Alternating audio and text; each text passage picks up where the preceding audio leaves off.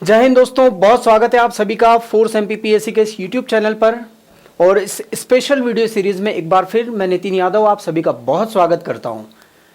दोस्तों, इस पूरे के पूरे जो पाठ्यक्रम की अगर हम लोग बात करें मध्य प्रदेश लोक सेवा आयोग के मुख्य परीक्षा की, तो उस परीक्षा के अंतर्गत जो पेपर नंबर 6 होता है ना, ये काफ़ी स्कोरिंग पेपर होता है दोस्तों, है ना। और ये बहुत बड़ा एक प्रकार की चुनौती भी हमारे सामने खड़ी करता है। चुनौती इस बात की होती है कि यहाँ पहले ये जो आपको मैं बता दूं कि 2020 के पहले यहाँ पर 100 अंकों का पूरा पेपर सिर्फ निबंध का था। 2020 के बाद में 75 अंकों के अंतर्गत हमें निबंध नंबर 1 और निबंध नंबर 2, ये 2 निबंध लिखने के लिए आते हैं। मैं सिलेबस आपको पूरा समझा दूंगा। यहाँ आपको ध्यान देनी यह बात है कि निबंध का पेपर एक ऐसा पेपर होता है जिसको मैं कहता हूँ फ्री हिट। आप लोग यदि क्रिकेट देखते होंगे तो आप लोग को पता है कि फ्री हिट क्या होती है। फ्री हिट का मतलब होता है गेंद को किधर भी मारो, पूरी आजादी, और आउट होने का कोई चांस नहीं। यहां पर भी निबंध को मैं फ्री हिट इसलिए कह रहा हूं क्योंकि निबंध में आप दिए गए विषय पर, ध्यान दीजिएगा मेरे इन शब्दों पर, दिए गए विषय पर कुछ भी लिख सकते हैं। कुछ भी यानी कि कुछ भी, जो भी आप, जितना भी आपका दायरा, आपका सोच का, आपका विचारों का विस्तार आप दे सकें, उन जगह से आप कोई भी तथ्य ला करके, कोई भी विचार ला करके रख सकते हो। लेकिन शर्त यह है कि जो भी लिखना है आपको, ये फ्री हिट का मतलब ये नहीं है कि कुछ तो भी आपको बात खेत की और खलिहान की लिख दें। आपको दिए गए विषय पर ही होना चाहिए। जब मैं कह रहा हूं ना कि फ्री हिट होती है और आप कुछ भी लिख सकते हो, तो कुछ भी लिख सकते हो का मतलब यह है कि जो भी आपको लिखना है वो दिए गए विषय पर ही लिखना है। बस इतना सा ध्यान देना है। आई मेरी बात समझ में?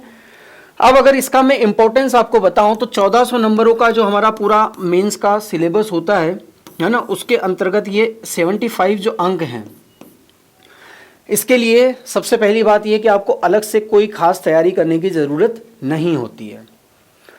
मार्केट में बहुत सारी बुक्स आती हैं जो कि निबंध की तैयारी के लिए आती हैं। निबंध दिए हुए रहते हैं कि सीधे वो निबंध आपको एग्जाम में आ जाएंगे, लेकिन मेरा मानना है कि वो आपके लिए बिल्कुल एक गलत तरीका होगा। रणनीति के हिसाब से तैयारी आपको करनी चाहिए, है ना। और वही रणनीति मैं यहाँ पे बताने की कोशिश करूंगा कि कैसे आप 75 अंक में से बहुत अच्छे अंक ला सकते हो। ये एक ऐसा विषय होता है, एक निबंध एक ऐसा विधा होता है कि ये आपको, यदि आपका स्कोर अच्छा नहीं तो स्कोर अच्छा बनाने में मदद करेगा, और यदि पहले से जीएस के पेपर आपके अच्छे रहे हैं तो आपको टॉप रैंक में लाने में भी बहुत मदद करता है।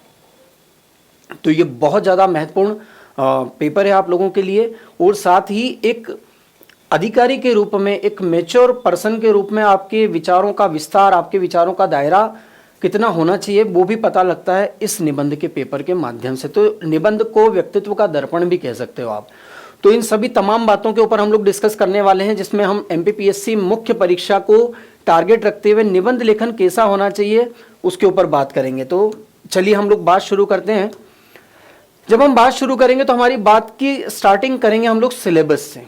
देखिए दोस्तों, आप लोगों को यहाँ पर बहुत अच्छे से ध्यान रखना है कि पेपर 6 के अंतर्गत, ये षष्ठ प्रश्न पत्र पेपर नंबर 6, और इस पेपर के अंतर्गत हिंदी निबंध और प्रारूप लेखन। देखिए, पहले मैंने अभी शुरुआत में कहा था कि सिर्फ हिंदी निबंध होता था, लेकिन अब हिंदी निबंध के साथ साथ में आपको प्रारूप लेखन भी यहाँ पर जुड़ेगा, और वो दोनों मिला के 100 अंकों का पेपर होता है।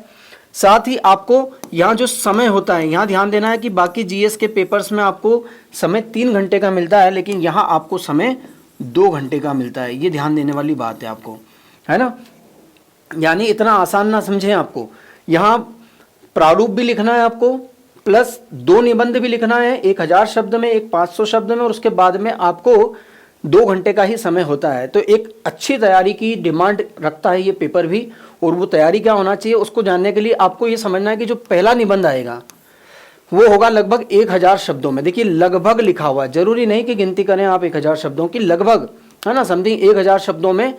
और ये 50 अंकों का होगा, जिसमें सिलेबस में बहुत अच्छे से डिफाइन किया है। ये सिलेबस मैंने नहीं, ये मध्य प्रदेश लोक सेवा आयोग का सिलेबस है, जिसमें उन्होंने दे दिया है कि किन किन क्षेत्रों से निबंध होंगे। अब यहाँ एक चीज समझने की है जो बहुत इंपॉर्टेंट है।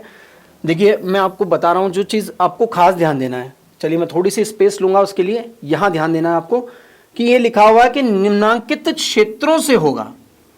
निम्नांकित क्षेत्रों से, इसका मतलब ये नहीं बोला उन्होंने कि जो विषय बताए जा रहे हैं उन विषय पर निबंध आ जाएगा, ऐसा नहीं है, लेकिन उन विषयों से संबंधित जो भी क्षेत्र है, ये क्षेत्र बताए गए, ना कि टॉपिक, ये आपको ध्यान देना है। जैसे उदाहरण के लिए यदि मैं आपको समझाने की कोशिश करूं तो देखिए आपके सामने जो पहला विषय है वो है पर्यावरण, है ना, और ये पर्यावरण के क्षेत्र से कोई भी निबंध आ सकता है। देखिए पर्यावरण की यदि हम बात करें तो पर्यावरण प्रदूषण पर आ सकता है, या फिर पर्यावरण के संरक्षण पर आ सकता है, या फिर ओजोन पर आ सकता है, ओजोन परत पर आ सकता है, या फिर जैव विविधता पर आ सकता है, या फिर ग्लोबल वार्मिंग पर आ सकता है। मतलब समझ रहे हो आप कि यहाँ ये नहीं कहा है, चुनौती इसी बात को समझने की यहाँ पर कि ये नहीं कहा गया है कि पर्यावरण पर निबंध आएगा, ये कहा गया कि पर्यावरण एक क्षेत्र है जिससे संबंधित विभिन्न जो विषय हैं उन पर निबंध आ सकता है ना।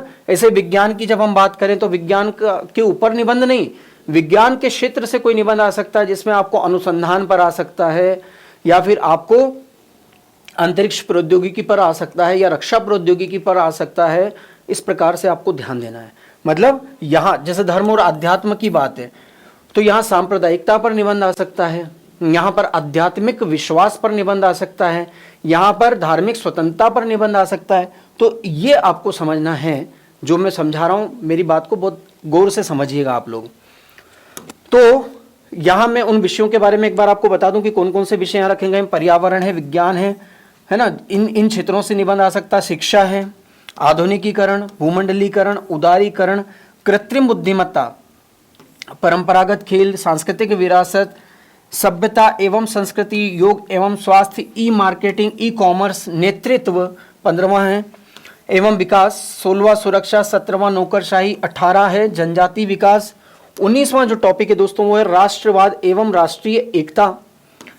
इसके बाद में सामुदायिक जीवन, सामाजिक सरोकार, नवीनीकरणीय ऊर्जा, सतत विकास लक्ष्य यानी SDG जिनको हम कहते हैं सस्टेनेबल डेवलपमेंट गोल्स। इसके बाद में मादक पदार्थों का सेवन एवं दुष्प्रभाव, घरेलू हिंसा, बाह्य एवं आंतरिक सुरक्षा के मुद्दे, व्यवसायगत सरलता आदि। यानी कि लगभग यहाँ पर आप देखेंगे तो 27 ऐसे जोन दिए हुए, ऐसे क्षेत्र दिए हुए, ऐसे एरियाज दिए हुए जहां से, है ना, ऐसे फील्ड दिए हुए जिन पर से आपको निबंध किसी भी विषय पर पूछा जा सकता है। तो चुनौती किस बात की है इस फर्स्ट निबंध में कि आपको ये एक ही विषय पर अब मल्टी डायमेंशनल तैयारी करनी पड़ेगी। उदाहरण के लिए यदि मैं बात करूंगा नौकरशाही की, तो नौकरशाही का स्वरूप, भारतीय नौकरशाही की विशेषताएं, भ्रष्टाचार, है ना, लोक निजी सहभागिता, या फिर जिसको वो याराना पूंजीवाद कहते हैं। तो इस प्रकार की जो चीजें हैं जिसको क्रोनी कैपिटलिज्म कहते हैं, इस प्रकार के बहुत सारे विषय हैं। जनजातीय विकास की यदि बात करें तो बहुत सारे विषय हो सकते हैं। जनजातीय संस्कृति हो सकती है, जनजातीय विकास कार्यक्रम हो सकते हैं, भारत सरकार की जनजातीय नीति हो सकती है। तो कोई भी निबंध आपके लिए आ सकता है। यानी आपको मैं बार बार जोर दे रहा हूं इस बात पर कि निबंध यहाँ किसी सब्जेक्ट पर नहीं, उस सब्जेक्ट से जुड़े हुए विषय पर आएगा। अब आते हैं हम लोग दूसरे निबंध पर, और दूसरा निबंध लगभग 500 शब्दों में लिखना है, जिसके 25 अंक होंगे दोस्तों, है ना। ये आपको खास ध्यान देना है, कितने अंक होंगे इसके, 25 अंक होंगे। और दूसरा निबंध आपको 500 शब्दों में लिखने को आएगा, और यहाँ बहुत अच्छे से लिखा हुआ है सामाजिक समस्याएं एवं निदान। अब समसामयिक समस्याएं यानी कि आपको यहाँ पर करंट जो भी आपके आसपास चल रहे हैं, जो भी घटनाक्रम चल रहे हैं, उन घटनाक्रम में आपको ये ध्यान देना है कि विश्व स्तर पर और राष्ट्रीय स्तर पर कौन कौन सी समस्याएं वर्तमान में विद्यमान है। जैसे राष्ट्रीय स्तर पर हम बात करें तो बेरोजगारी, है ना, राष्ट्रीय स्तर पर हम लोग यदि बात करें तो आतंकवाद, ये बहुत बड़ी समस्या। अंतर्राष्ट्रीय स्तर पर हम लोग बात करें तो ग्लोबल वार्मिंग हो गई है ना, देशों में आर्थिक स्पर्धा, प्रतिस्पर्धा, ये बहुत बड़ी समस्याएं हैं, है ना। या फिर आप दे सकते हो कि जो युद्ध चल रहा है वो भी एक बहुत बड़ी वैश्विक समस्या है। तो समसामयिक समस्याएं प्लस आपको उनके निदान पर ध्यान देना है। तो इसके लिए एक बहुत अच्छा टूल होता है जो मैं आगे भी बताऊंगा, वो होता है पेपर का संपादकीय। जो न्यूज़पेपर के संपादकीय पृष्ठ पढ़ता है उस स्टूडेंट को राष्ट्रीय और वैश्विक स्तर पर जो भी समस्याएं वर्तमान में चल रही है उनके क्या क्या सॉल्यूशन हो सकते हैं, उन दोनों का ज्ञान होता है। तो आपके 24 घंटे के डेली रूटीन में संपादक की पेज तो बिल्कुल इस तरीके से शामिल होना चाहिए जैसे खाना और नहाना शामिल होता है। ठीक है, आगे बढ़ते हैं, हम लोग आगे समझने की कोशिश करेंगे। थोड़ा सा मैं आपको निबंध के बारे में बताना चाहता हूं कि निबंध होता क्या है भाई, है ना, निबंध की सही डेफिनेशन क्या है। तो निबंध का मतलब होता है निबंध से बंधा हुआ है, जिसका अर्थ है अच्छी तरह से बंधा हुआ। कई जगह पर यह भी इसकी परिभाषा मिलती है कि जो बंधन से रहित है ना, बंधन से रहित है। जबकि ये परिभाषा क्या होती है, सरासर गलत परिभाषा है। बंधन से रहित हो जाएगा तो आप तो कुछ भी लिखने लग जाएंगे। यहां है अच्छी तरह से बंधा हुआ, इसका मतलब ये हुआ कि जो भाषा पे पकड़ के साथ किसी विषय पर एक तारतम्य के साथ व्यवस्थित रूप से यदि विचार प्रकट किए जाए। मैं बार बार बोल रहा हूं कि इसका सीधा संबंध किससे होता है, आपके विचारों से होता है। खास तौर से एक बहुत बड़ी गलती जो बच्चे करते हैं वो ये करते हैं कि जैसा जीएस के उत्तर लिखते हैं ना हम लोग जीएस के बाकी पेपरों में, वैसे ही निबंध भी लिख के आ जाते हैं जिसमें तथ्यों की भरमार करके आ जाते हैं। नो डाउट तथ्य की बहुत ज्यादा महत्ता होती है निबंध में भी, लेकिन यहाँ विचारों की महत्ता उससे ज्यादा होती है। तो क्या एक बैलेंस होना चाहिए, क्या वो शैली होना चाहिए, उस पर हम लोग बात करेंगे। निबंध की शक्ति है अच्छी भाषा। देखिए भाषा के माध्यम से आपको अपने विचारों को प्रकट करना आना चाहिए। भाषा के अच्छे प्रयोग द्वारा ही भावों, वही मैं कह रहा हूं, भाव, इमोशंस, विचार यानी आपके थॉट्स और आपके एक्सपीरियंस को प्रभावशाली ढंग से व्यक्त किया जा सकता है।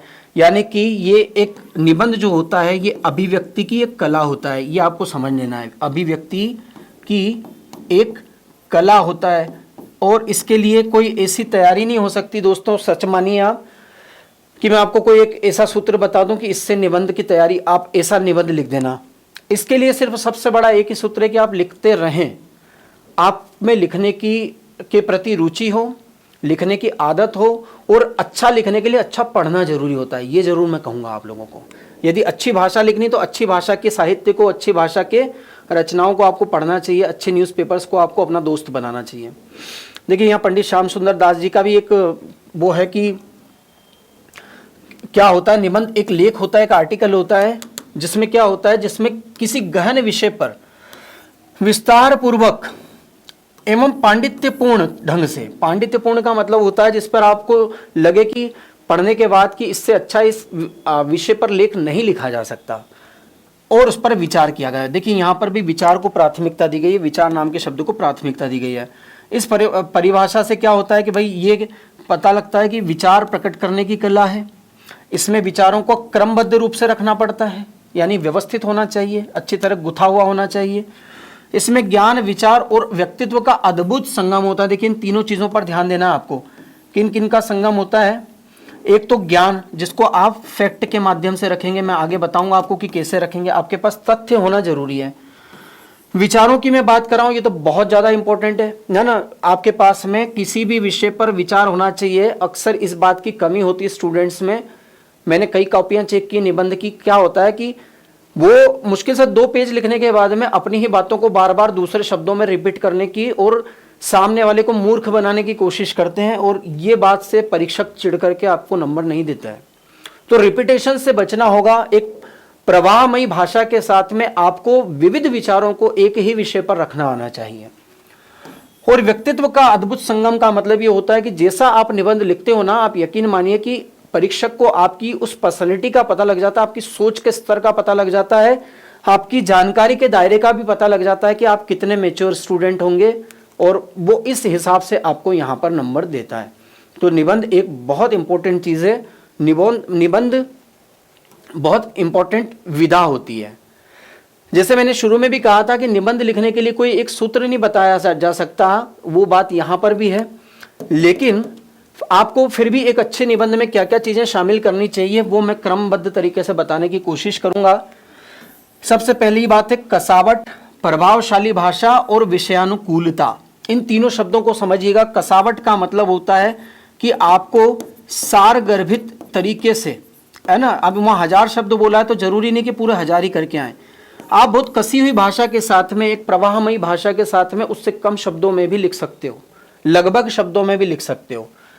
प्रभावशाली भाषा, ये बहुत अच्छी बात है, ये बहुत इंपॉर्टेंट चीज़ है। आप लोगों ने देखा होगा आपके स्कूल कॉलेज में कोई टीचर या कोई स्टूडेंट ऐसे रहे होंगे जिन्होंने जब भी माइक पर उनको मौका मिला होगा और जब उन्होंने अपने भाषण के माध्यम से अपने विचार व्यक्त किए होंगे तो शोर थम जाता है, लोग ध्यान लगा के सुनने लगते हैं कि हाँ यार कोई बात बोली जा रही है, कितने प्रभावी ढंग से बोली जा रही है। वो अपने आप में एक व्यक्तित्व का एक गुण होता है, एक क्षमता होती है कि हम अपने विचारों से, अपनी भाषण कला से कैसे दूसरों को बांध सकते हैं।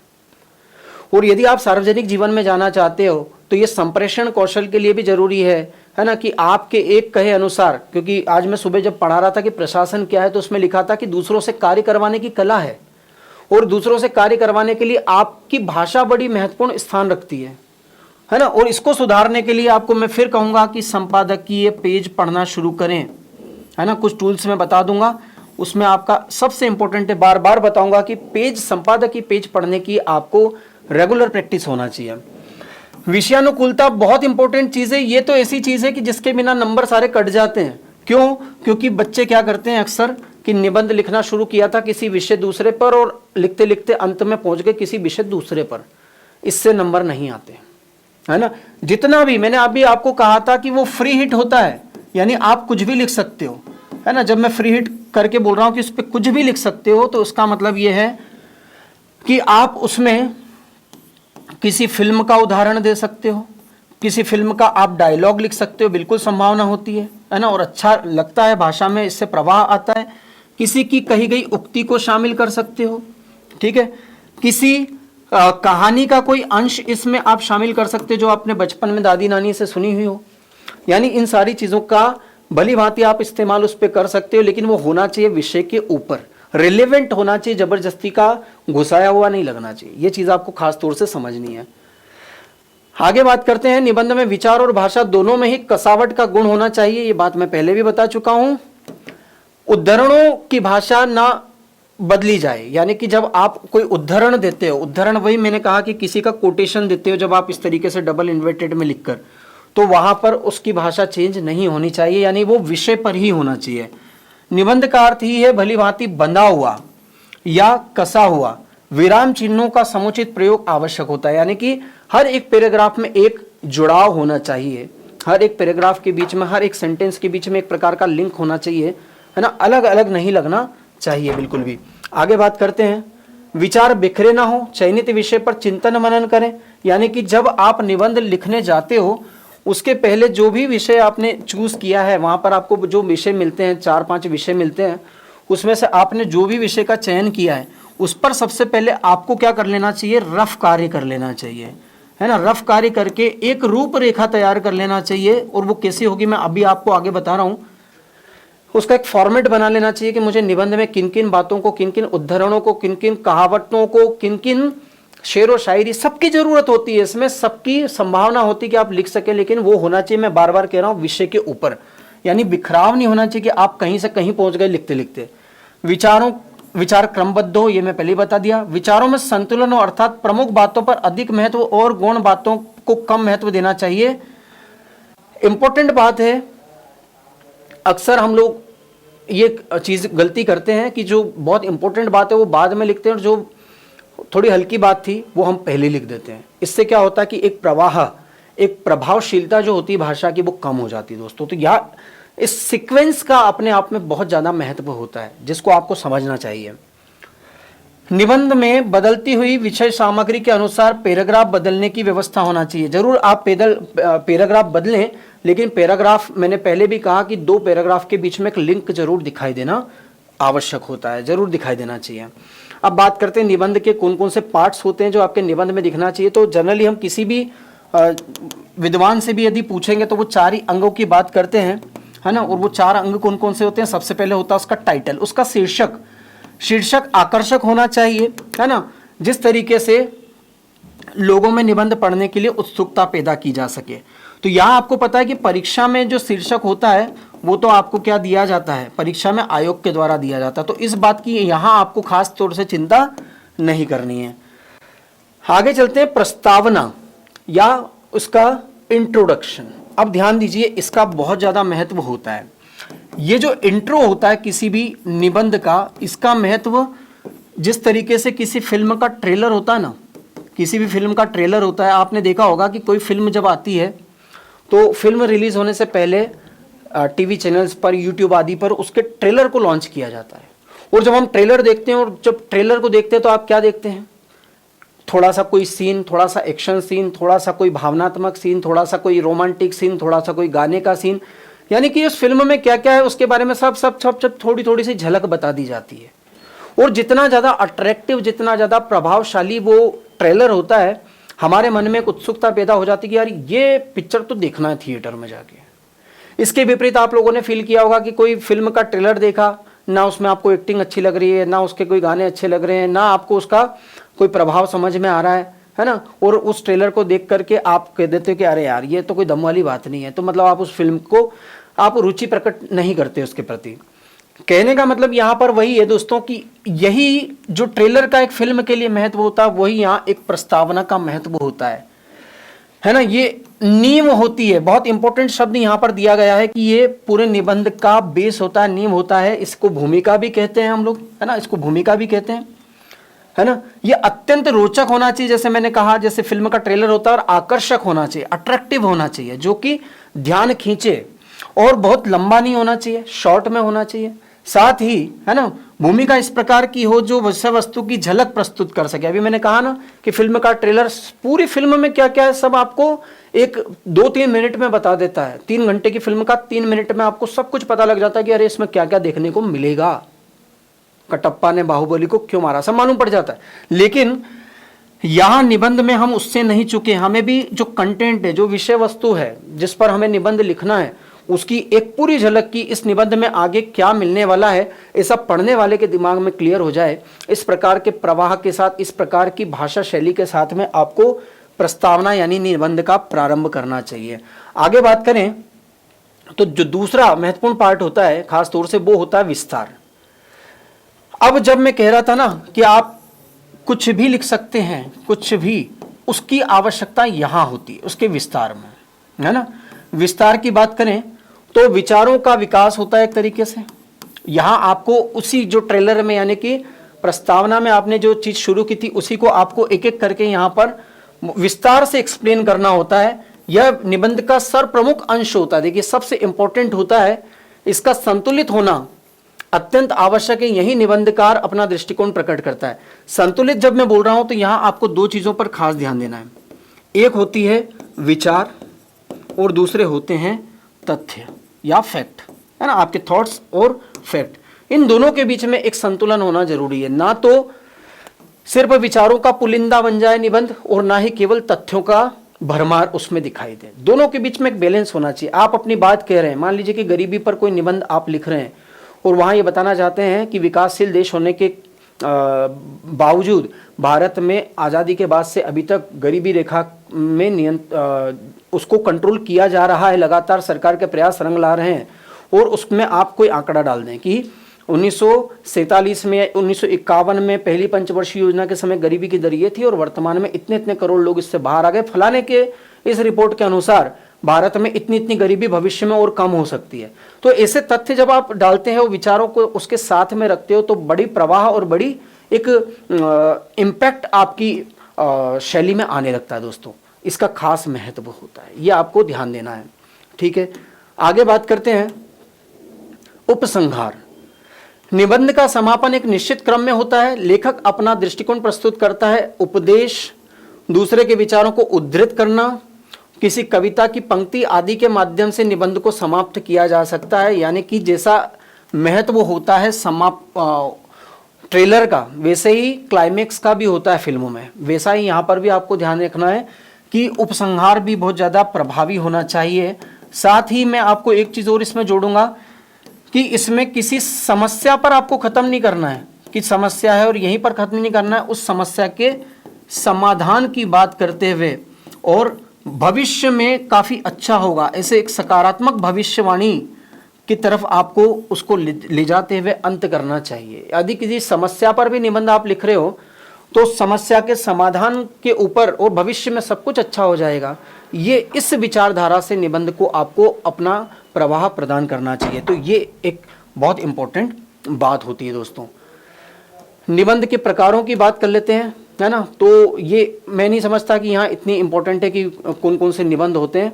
यहाँ आपको खास तौर से ये ध्यान देना है कि निबंध की तैयारी के लिए टूल्स क्या क्या हो सकते हैं, जिनके बारे में मैं यहाँ आपको बताऊंगा कि निबंध की तैयारी, अभी आपने समझ लिया कि ये एक तरीका अपन अपना सकते हैं। निबंध की तैयारी के लिए क्या क्या टूल्स होना चाहिए आप लोगों के पास में, क्या क्या टूल्स आपके पास में होना चाहिए, उनकी बात करें तो सबसे पहले तो मैंने आपको कहा कि संपादकीय पेज, मैं तीसरी बार शायद इस चीज़ को रिपीट कर रहा हूँ, ये आपको रेगुलर पढ़ना पड़ेंगे न्यूज़पेपर के। साथ ही आपको कोई डिबेट वगैरह जो आती हैं, जो कहते हैं जो बहस आती है टीवी वगैरह पर, है ना, खास तौर से यहाँ आपको संसद टीवी का दर्शक बनना चाहिए। संसद टीवी जो है इसका इस्तेमाल आपको करना आना चाहिए। आपके सबके पास मोबाइल होता है, संसद टीवी पे जो डिबेट्स आती हैं, अभी थोड़े दिन पहले मैं ठोस अपशिष्ट प्रबंधन पर एक डिबेट देख रहा था, वहाँ से मुझे बहुत अच्छे विचार मिले। यदि ठोस अपशिष्ट पर कोई निबंध आएगा तो मैं ज़रूर उसमें डालूंगा। आपको भी ऐसा ही करना चाहिए। संसद टीवी का इस्तेमाल, उसकी डिबेट्स का इस्तेमाल आपको करना बहुत ज़रूरी है। साथ ही आपका जो जीएस के पेपर होते हैं, जैसे जीएस के जो 4 पेपर होते हैं आपके शुरू के, उन पर आपको अच्छी तैयारी करनी चाहिए। क्योंकि मैंने कहा ना कि निबंध में जिन विचारों की, जिन तथ्यों की ज़रूरत होती है, जिन अवधारणाओं की समझ की ज़रूरत होती है, वो आपको ऑलरेडी पेपर फर्स्ट, सेकंड और थर्ड और फोर्थ में भी, एथिक्स में भी मिल जाते हैं पहले से। तो ये आपको खास ध्यान देना है। इसके अलावा कोई प्रवचन, है ना, यदि आपको सुनने की आदत हो, कोई विचारक है जिसके बारे में आप पढ़ने के आदी हो, या थोड़ा सा आप में पुस्तक पढ़ने की एक, है ना, पुस्तक पढ़ने की एक उत्सुकता, एक आदत होनी चाहिए, जिससे भी आपको नए नए विचार मिलते हैं। यहाँ मैं आपको सजेस्ट करूँगा कि आपको कोई मैगजीन, है ना, खास तौर से जैसे मैं आपको बताऊं कि एक आहा ज़िंदगी मैगजीन आती है ना, ऐसी लिखा हुआ रहता है उसमें, आहा ज़िंदगी। ये मैगजीन बहुत अच्छी लगती है मुझे, और यहाँ ऐसे बहुत सारे फैक्ट मिलते हैं जो मैं निबंध में डाल सकता हूँ। इसके अलावा एक बहुत बड़ा सूत्र है जो मैंने आपको पहले भी बताया होगा कि यहाँ आपको फिल्मों को पढ़ना आना चाहिए। फिल्मों को पढ़ें। एक्चुअली एक बार तो फिल्म पर ही निबंध आ गया था, 2 बार आ चुका है, सामाजिक समस्या और सिनेमा पे। मैंने यहाँ आपको ये नहीं बोला कि फिल्मों को देखना है, ध्यान दीजिए, मैंने ये कहा है कि फिल्मों को पढ़िए, यानी कि फिल्मों को उद्देश्यपूर्ण तरीके से फिल्मों का अध्ययन करना आपको आना चाहिए, जिसमें से भी बहुत सारे उदाहरण, बहुत सारे उद्धरण, बहुत सारे प्रभावी तथ्य, बहुत सारे प्रभावी विचार आपको मिलेंगे, जो आप अपने निबंध में डाल के उसको श्रेष्ठ बना सकते हो। तो यहाँ मैंने अपने जो भी सीमित ज्ञान के आधार पे आपको बताया, और मुझे ये सारे तथ्य मैंने आपके साथ में डिस्कस किए, जो स्टाइल मैंने आपको बताया, जो रणनीति मैंने आपको बताई है, उस रणनीति को मैंने स्वयं भी फॉलो किया है दोस्तों, और कई बार उसका एक बहुत अच्छा परिणाम मुझे अनेक परीक्षाओं में मिला है। तो यहाँ पर मैं अपनी बात को रोकूंगा, लेकिन हम आगे के लेक्चर में इस निबंध के विस्तार में जा कर के किसी एक विषय पर मैं सारी चीज़ें आपको अप्लाई करके दिखाऊंगा जो मैं आज बात कर रहा था। तो आप लोग लगातार फोर्स MPPSC के साथ जुड़े रहें, इस लेक्चर को ज़्यादा से ज़्यादा शेयर करें, उस अंतिम व्यक्ति तक इसको पहुंचाने की कोशिश करें जिसे इस लेक्चर की बहुत ज़्यादा आवश्यकता हो दोस्तों। तो आप सब खुश रहें, सफल बने। जय हिंद दोस्तों।